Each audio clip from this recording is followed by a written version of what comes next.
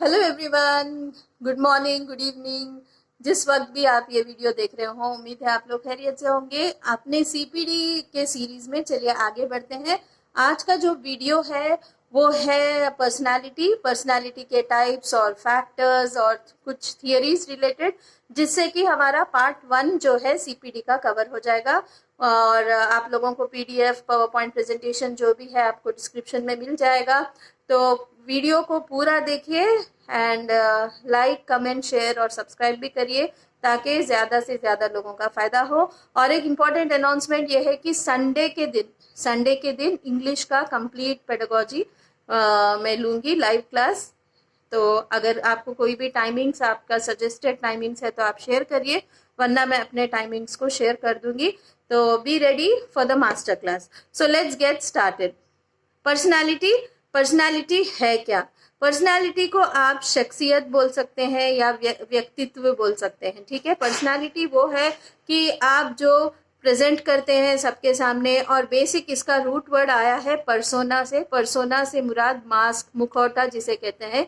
तो लैटिन में जब इसे पर्सोना कहते हैं, जब जो है शोज हुआ करते थे, ड्रामे वगैरह, तो मास्क, वो कैरेक्टर, वो किरदार का मास्क जो है पहन लेते थे। तो उससे बेसिस जो है उसका डिफिनीशन आया और एल्पोर्ट जो है उसके डेफिनेशन को कॉइन किए हैं। सो बेसिकली वो एक बिहेवियरल पैटर्न है, जो कि एक पैटर्न है हम कैसा बिहेव करते हैं और हमारे एनवायरनमेंट के सिचुएशंस के हिसाब से हमारा जो रिएक्शन का एक पैटर्न बन जाता है, जिसके बलबूते पे हमारी पर्सनालिटी बिल्ड होती है। तो उसके अंदर हमारी फिजियोलॉजी और साइकोलॉजी दोनों चीज़ें मिली हुई रहती है। लाइक आपकी personality body wise and thinking wise, ये दोनों चीज़ों से आप जिस तरीके से रिस्पॉन्स देते हैं, आपका किरदार, व्यक्तित्व बनता है। तो इट इज़ वेरी इंपॉर्टेंट। अब पर्सनालिटी को लेकर कई थियरीज आई हैं, जिसमें बहुत वैलिड और बहुत ज़्यादा इम्पोर्टेंट थियरी जो हमने कवर नहीं की अभी तक, वो है सिगमंड फ्रॉइड। FREUD, उसको अक्सर वो प्रोनाउंसिएशन में अगर हम देखें तो फ्रूइड बोलते हैं, लेकिन फ्रॉइड करेक्ट प्रोनाउंसिएशन है। इनको साइको एनालिस्ट भी बोलते हैं, मतलब दिमाग के पूरे प्रोसेसेस को एनालाइज करते थे। ये ड्रीम एनालिसिस के थियरीज भी, ख्वाबों को इंटरप्रेट करना, ये भी उन्होंने बताया, लाइक उनकी थियरी है। और इनकी थियरी थोड़ी बहुत कंट्रोवर्शियल भी रही है, बहुत ज़्यादा जो है अपोज किया है उस वक्त के लोगों ने भी, और इस वक्त भी बहुत लोग करते हैं। लेकिन that is not in our syllabus. हमको एज सिलेबस हमको पढ़ना है कि उनकी थियरी है क्या and what did he propose. So basically उन्होंने पर्सनालिटी को बताया है कि 3 लेवल्स में जो है हमारा माइंड होता है, जैसे subconscious mind, unconscious mind and conscious mind, ये 3 चीज़ें हैं। और उन्होंने टर्मिनोलॉजीज दिए हैं, इद, ईगो, सुपर ईगो। तो इद जो है, अगर आपको याद रखना है, ये हमारे नफसानी ख्वाहिशा है, जिस्म के ख्वाहिशा नफसानी ख्वाहिशा है, और हम चाहते हैं कि वो इंस्टेंटली पूरा हो जाए। तो इद के जो है ना, अनकॉन्शियस लेवल पे होता है, और ये है कि we want to fulfil it, instant gratification. एक आइसक्रीम खाना है, एक नफसानी ख्वाहिश है, खाओगे तो आपको अच्छा दिखेगा, कुछ दूसरा कुछ करना है, बहरहाल जो भी काम है इंस्टेंटली आपको करना है, टू सीक प्लेजर, खुशी के लिए जो भी काम करना है, so that comes under it, unconscious mind. तो यहाँ पे ड्राइविंग फोर्स जो है प्लेजर प्रिंसिपल है। और एक वर्ड है लिबिडो, उन्होंने यूज किया था, ये एक एनर्जी है, उन्होंने उसको सेक्सुअल एनर्जी का नाम लिबिडो दिया है, कि ये एनर्जी ड्राइव करती है हमको हमारे कामों के लिए। तो ये हो गया, इद का हो गया। फिर ईगो कॉन्शियस माइंड है। तो यूजुअली ईगो जो है इद और सुपर ईगो के बीच में बैलेंस का काम करता है, रेफरी का काम करता है। मतलब अगर नफ्स बोलेगा कोई काम करने को तो करना ही है उसको, ठीक है। और सुपर ईगो बोलेगा, वो मोरालिटी पे जाएगा कि ये अच्छा नहीं है, ऐसा काम करना सही नहीं है, ये मॉरल के तरफ लेकर जाएगा। तो ये दोनों के बीच में कॉम्प्रोमाइजिंग वाली जो बात होती है वो ईगो की होती है, सबकॉन्शियस माइंड, ठीक है। और सुपर ईगो अनकॉन्शियस माइंड में भी, जैसे ईद मैंने देखा, ईद जो है unconscious, and ego conscious and super ego subconscious. मैं आपको इमेज भी शेयर करती हूँ। और उन्होंने ये एक बात कही कि दो इंस्टिंक्ट्स होते हैं, हम इंसान जो है दो इंस्टिंक्ट्स को, ड्राइविंग फोर्सेस को फॉलो करते हैं, या तो जिंदगी या तो मौत। सो अगर लाइफ जो है किसी की ड्राइविंग फोर्स होती है, किसी की ड्राइविंग फोर्स डेथ होती है, तो इसका नाम उन्होंने एरोस और थैनाटोस बोल के रखा है। और इससे अलावा उन्होंने स्टेजेस भी बताए हैं, जैसे oral phase, phallic phase, latent phase, puberty phase, इस तरीके से फेजेस बताए हैं। और स्पेशली फैलिक फेज में उन्होंने एडिपस और इलेक्ट्रा कॉम्प्लेक्स के बारे में बताया है, जिसके वजह से उनको बहुत ज्यादा जो है क्रिटिसिज्म का सामना करना पड़ा।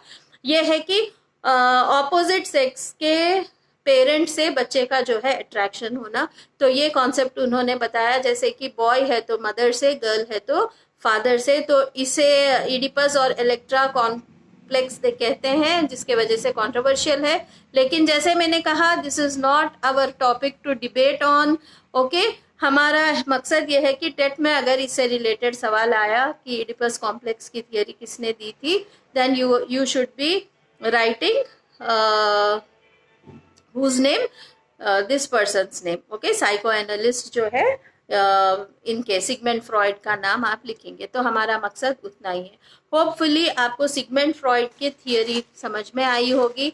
जैसे सिगमंड फ्रॉइड का नाम लिया, आपके माइंड में जो है id, ego, super ego, Eros, Thanatos and different phases and Oedipus और इलेक्ट्रा कॉम्प्लेक्स, ये चीज़ों का जो है आपके माइंड में आ जाना चाहिए। ठीक है, फिर उन्होंने बहुत अच्छे से जो है ये ठीक है, तो मैं फेजेस बता रही थी। ओरल स्टेज जैसे पैदाइश से लेके 18 महीने तक, एनल स्टेज 18 महीने से 3 साल तक, फैलिक स्टेज 3 साल से 6 साल तक, लेटेंसी स्टेज 6 साल से 11 साल तक, जो हम लेटर चाइल्डहुड जिसे कहते हैं। तो उनका कहना है यहाँ पे बच्चा जो है अपने लेटेंट इसीलिए है कि सारे उसके फीलिंग्स जो है, उसका ग्रोथ, उसका हर चीज के जो फीलिंग्स, इमोशनल चीजें रहती है एडोलेसेंस से रिलेटेड, वो दबी हुई है इस स्टेज पे। सो इसीलिए उन्होंने इसे लेटेंसी कहा है। फिर जेनाइटल जो 11 साल की उम्र से जो है एडल्टहुड तक, और जो है, और उन्होंने प्लेजर का भी एलिमेंट बताया है, जैसे अलग अलग, और आप कैरेक्टरिस्टिक्स भी देख सकते हैं, जब अलग से आपको पीडीएफ मिल जाएगा, आप रीड कर लीजिएगा तो क्या क्या है कैरेक्टरिस्टिक्स। ठीक है, तो जैसे हमने देखा कि इन्फेंसी स्टेज में बच्चा सिक्योर्ड फील होता है, माँ बाप ही उसके साथ है, तो इन्होंने कहा कि वो कोई भी चीज टच करके या फिर जबान से चाट के या फिर ये चीज़ों से वो पहचानेगा। फिर नेक्स्ट स्टेज में क्या होगा, नेक्स्ट स्टेज में इसकी डिटेलिंग उन्होंने दी है। तो आप होपफुली आपने समझा है सिगमंड फ्रॉइड का। इट प्लेजर सीकिंग है, अनकॉन्शियसली डिराइव्ड है और इंस्टेंट ग्रेटिफिकेशन है। ईगो जो है रियलिटी है, रियलिटी से ड्रिवन है and referee, it acts as referee. Super ego जो है मोरालिटी से ड्रिवन है, विजडम और प्रूडेंट है। तो ये चीजें आपको याद रखनी है। ठीक है, एंड इडिपस और इलेक्ट्रा। अब एक इम्पॉर्टेंट टॉपिक है, इम्पॉर्टेंट टॉपिक जिसे कहते हैं डिफेंस मैकेनिज्म। अभी तक तो सही है, आपको कोई भी डाउट्स है या फिर कुछ नहीं समझ में आया तो एक बार आप पीडीएफ फिर से रिविजिट कर लेके, अगर डाउट्स है तो आप मुझे टेक्स्ट करिए, मैसेज करिए या फिर कमेंट सेक्शन में पूछ सकते हैं। आगे बढ़ते हैं, important thing defence mechanism. Defence mechanism, आप डिफेंस का नाम सुनते ही जैसे दाफई कुछ वर्ड है, दफा करने वाला। ठीक है, अगर हम कोई ऐसा रिस्पॉन्स देते हैं साइकोलॉजिकली, अगर हम ऐसे कुछ सिचुएशन का सामना करते हैं तो हमारे अंदर ही कुछ ऐसा जो है बचाव का तरीका होता है, दफा करने का तरीका होता है, जिसे हम डिफेंस मैकेनिज्म कहते हैं। सो इसको डेफिनेशन के हिसाब से ये defense mechanisms are psychological strategies brought into play, ठीक है, by unconscious man to manipulate, deny or distort reality in order to defend against the feelings. Okay, कभी एंजाइटी हो और अनएक्सेप्टेड बिहेवियर्स हो, इसको जो है अपन ओवरकम करने के लिए अपने खुद से कोई जो डिफेंस फेस करते हैं, बचाव के उसमें जो देते हैं, जो हम हमारे मैनिपुलेट करते हैं अनकॉन्शियस माइंड को, उसे कहते हैं defence mechanism to maintain one's self schema. आपने देखा स्कीमा क्या होता है, मेंटल स्ट्रक्चर, जिसने हमने पियाजे देखा है। पियाजे बोलते हैं, आपको याद आना चाहिए, schema, assimilation, adaptation, organisation, accommodation, ये इक्विलिब्रेशन, ये सारी चीजें आपको याद करना है। ठीक है, ठीक है। तो चलिए, फर्स्ट मैकेनिज्म है एडजस्टमेंट मैकेनिज्म। एडजस्ट करता है आपका mind, in which unconscious psychological strategy adopted by individual to frustrating situation है। तो आपका अनकॉन्शियस माइंड ये सिग्नल देगा, ये दफाए निजाम जो है वो है कि एडजस्टमेंट का। It is a learn response.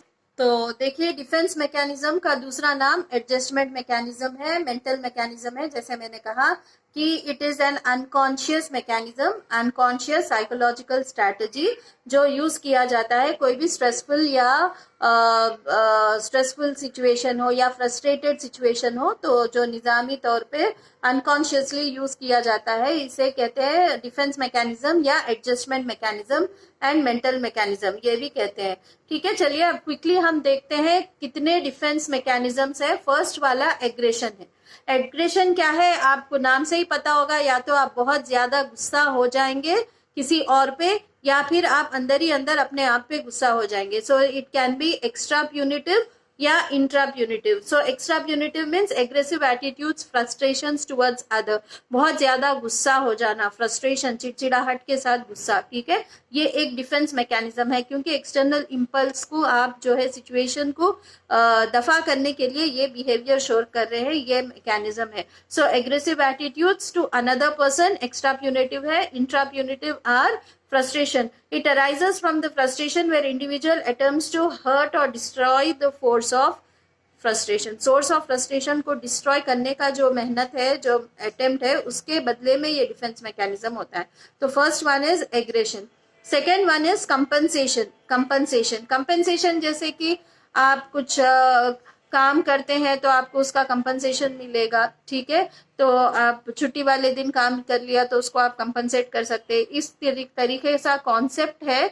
उसी तरीके से मैकेनिज्म में इन विच इंडिविजुअल ट्राइज टू बैलेंस और ओवर अप, कंपनसेट, पैचअप करना चाहता है his deficiency in one field. एक चीज में वो उतना मुकम्मल वो नहीं है, सफिशिएंट नहीं है, तो उसकी डेफिशिएंसी एक फील्ड में छुपाने के लिए वो अलग फील्ड में जो है अपने काबिलियत को दिखाने की कोशिश करता है। So that is compensation. एक में आप उतने काबिल नहीं है तो आपका डिफेंस मैकेनिज्म सिग्नल देगा कि आप इसमें तो काबिल है। So that is how you balance. Example, a boy who fails in academic subjects, उसने वो लड़का जो है फेल हो गया, एंड अपने आप के वर्थ को बचाने के लिए, सेल्फ एस्टीम को बचाने के लिए वो अपने आप को बोलेगा कि तुम पढ़ाई में अच्छे नहीं है तो क्या हुआ, तुम स्पोर्ट्स में, तुम एथलीट्स में अच्छे हो, and you know all these things. So that's how it is compensation. So दो हमने कवर किए, एग्रेशन और कंपनसेशन। चलिए चलते हैं आगे। It is identification and projection. Third वाला identification, it consist of adopting the feelings, attitudes and achievements of others as one's own. किसी और के अचीवमेंट्स को और हर चीज को जो है, एटीट्यूड्स को, फीलिंग्स को अपने आप के जैसा अडॉप्ट करना उसको। ठीक है, and here individual seeks satisfaction in associating himself in some way in the success of others. हम अक्सर हमारे रोल मॉडल्स को भी इमिटेट करते हैं, वो इसमें आता है, क्योंकि हमको सेटिस्फैक्शन मिलता है, हम उनके जैसा बनना चाहते हैं, हमें ऐसा लगता है हम उनसे एसोसिएटेड है। ठीक है, तो children often identify themselves with their parents, cricket players और पॉलिटिकल लीडर्स। जिसको हम रोल मॉडल समझते हैं, हम अपने आप, हम बोलेंगे कि हमने आपके जैसे कपड़े पहने हैं, आज मैंने आपके जैसी ड्रेसिंग की है, आपके जैसे मैं बोलने की कोशिश कर रही हूँ। So this is what is identification. Try to associate yourself with someone and as you feel connected. ठीक है, समझ में आ रहा है? ओके, नेक्स्ट वाला है projection. Placing blame for one's own actions on inadequacies on someone or some else.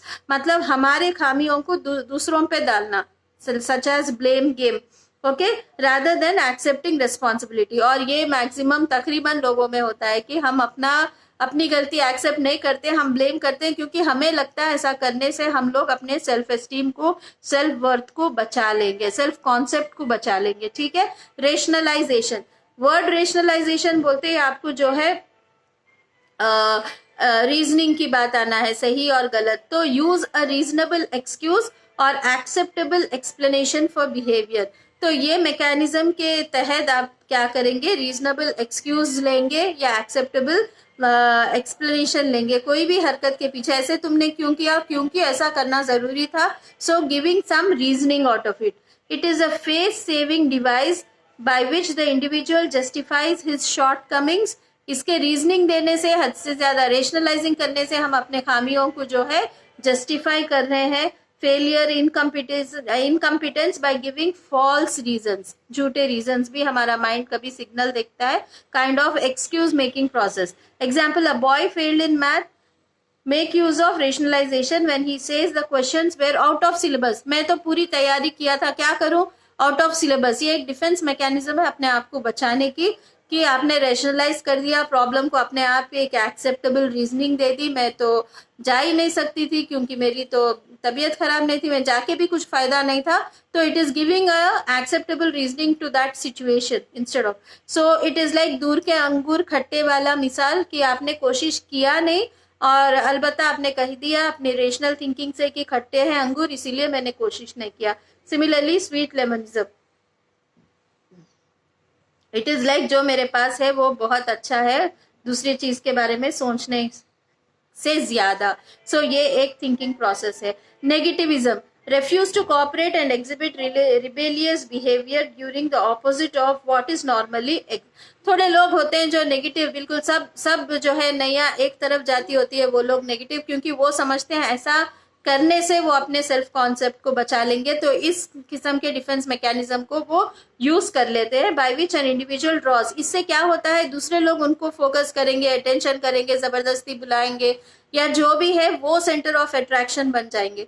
ठीक है, so that is what is negativism. Like you try to do something, आप फ्लो के साथ नहीं बहेंगे, ऑपोजिट बहेंगे, तो ऑब्वियसली सबका अटेंशन आप पे होगा, and you what actually you want is that the result of that defence mechanism. Withdrawal, या तो फिर आप अपने आप को बिल्कुल आइसोलेट करेंगे, कटे हुए हो जाएंगे, किसी से बात नहीं करेंगे, अपने आप ही रहेंगे, बंकर में चले जाएंगे। So it is the retreating from situations, with situation से जो है रिट्रीट हो जाना, वापस हो जाना, to face problems, to avoid the danger of failure and hence the possible frustration. So ये एक डिफेंस मैकेनिज्म है, दफाई निजाम है, जो है रिट्रीट, आइसोलेट हो जाना।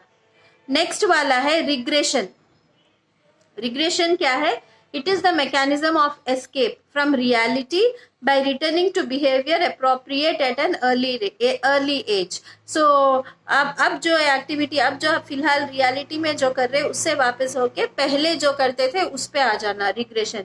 इन this the individual returns to less mature level. पहले मैं पहले ही अच्छा था, ज्यादा ऐसा करता था, चलो मैं वैसे ही बन जाता हूँ, अब जो है मैं मैच्योर हो गया। So in saying so you will fall into a lower mature level, okay, to save one's ego को बचाने के लिए। Example, a girl who has been frustrated in fulfilling her needs may cry like a child। तो जिसकी जरूरतें पूरी ना हुई हो, अचानक हम जो है बहुत ही छोटे बच्चों का बर्ताव करने लगते हैं, okay, and talking about something, crying like someone or imitating someone. So it is like falling into the lower level to save your ego.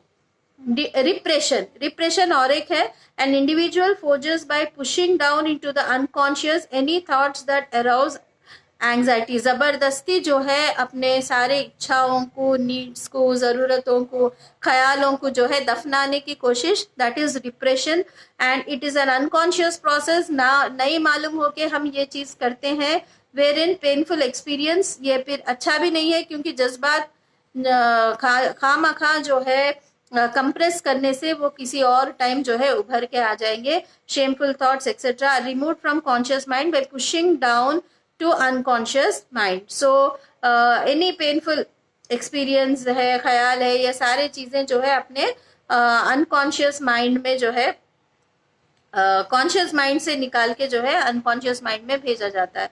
Then sublimation, last one, it involves a process of redirecting the socially unacceptable desires along desirable channels। so redirecting मतलब कोई भी चीज सही नहीं है तो उसको एक सही दिशा, सही डायरेक्शन दिखाते हैं। हमारे जो ख्याल है वो अच्छा नहीं है, तो उसको अच्छे ख्याल के साथ जोड़ के जो है हम अपने सेल्फ कॉन्सेप्ट को बचाते हैं। So it involves a process of redirecting.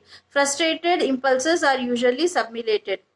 जैसे हम अपने आप के हमारे एनर्जीज को चैनलाइज करने के लिए जो है म्यूजिक या फिर गेम्स, अक्सर कहते हैं कि बॉयज में बहुत ज्यादा एनर्जीज होती हैं, उनको एक ही क्लास में बिठा के अपन रोड मेमोरी और काम कराएंगे तो वो फ्रस्ट्रेट हो जाएंगे, and out of frustration they disturb the class. तो उनका बेस्ट क्या है, ये रीडायरेक्शन है। Redirection, then if they play, that is channelizing. If it is through self, it is defense mechanism.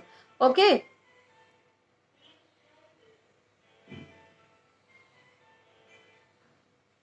So अक्सर ये ऐसा भी होता है रिप्रेशन का एग्जाम में, मैं जो है सब कुछ सैक्रिफाइस करके जो है सर्विस में लगा देना चाह रही हूँ, तो what happens is repressing her thoughts and trying to redirect it by serving others.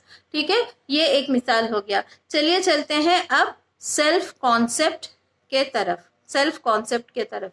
ठीक है, तो होपफुली मेरे ख्याल से पार्ट 2 सही रहेगा। अभी तक जो हमने पढ़ा है, देखिए first one is Sigmund Freud का। पहले आपने देखा पर्सनालिटी किसे कहते हैं, और सिगमंड फ्रॉइड का जो है आपने देखा थियरी जो है देखी, ईगो, सुपर ईगो और unconscious, conscious, subconscious mind, and Eros, Thanatos आपने देखा, एंड डिफरेंट स्टेजेस आपने देखे।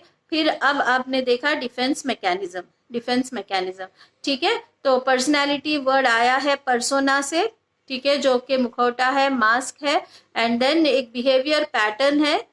पर्सनालिटी क्या है, एक बिहेवियर पैटर्न है जो कि कंप्लीट कॉम्प्रिहेंसिव है, बहुत ज्यादा कॉम्प्रिहेंसिव है। एंड देन असर उसका पर्सनालिटी पे आपने जैसे देखा हेरिडिटी का भी होता है, एनवायरनमेंट का होता है, सोशो कल्चरल का असर होता है, ठीक है, बॉडी टाइप का असर होता है। बहुत ज्यादा थियरीज हैं जो है बॉडी टाइप के ऊपर बेसिस्ड है पर्सनालिटी के, मैं शेयर करूंगी।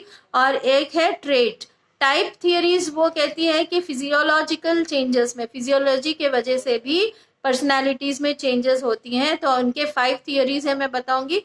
सिमिलरली ट्रेट थियरी ये बताता है कि साइकोलॉजिकल, फिजियोलॉजिकल नहीं साइकोलॉजिकल होता है, तो उसमें भी कई किस्में हैं। ओके, जैसे मैंने कहा ट्रेट का मतलब है खसलत, तो बहरहाल ये चीजें हमने डील की। पार्ट 2 में मैं आपको सेल्फ कॉन्सेप्ट के बारे में बताऊंगी, और ये एक देख लीजिएगा।